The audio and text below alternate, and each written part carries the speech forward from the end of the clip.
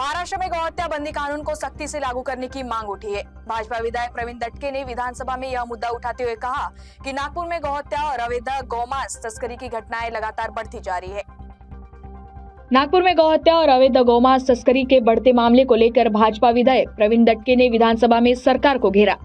उन्होंने मांग की कि गौहत्या बंदी कानून को सख्ती से लागू किया जाए और दोषियों पर कठोर से कठोर कानून बनाए जाए। विधायक दटके ने नागपुर की 3 प्रमुख घटनाओं का उल्लेख किया।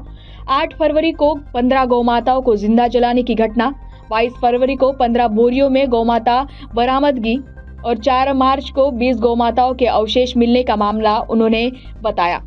नागपूरला गेल्या 15 दिवसात 3 ठिकाणी गोमांस सापडलाय। एकदा मध्य नागपुरात सापडलं, दोनदा दक्षिण नागपुरात सापडलं आणि 20-20, 30-30 गायी कापून ते गोमांस रस्त्यावर टाकलेलं सापडलं आहे।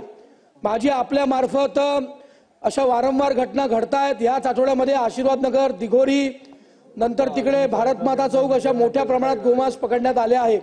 स्थानिक नागरिक, बजरंग दल कार्यकर्त्यांच्या सतर्कतेमुळे गोमांस वाहतूक, गोमांस साठवणं प्रकार उघड झाला आहे।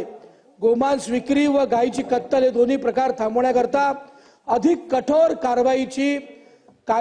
कारवाई करणाऱ्या कायद्याची गरज आहे। त्याची अंमलबजावणी करावी अशी सूचना किंवा असा आदेश आपण संबंधित खात्याला मंत्रालयात द्यावा अशी माझी विनंती आहे।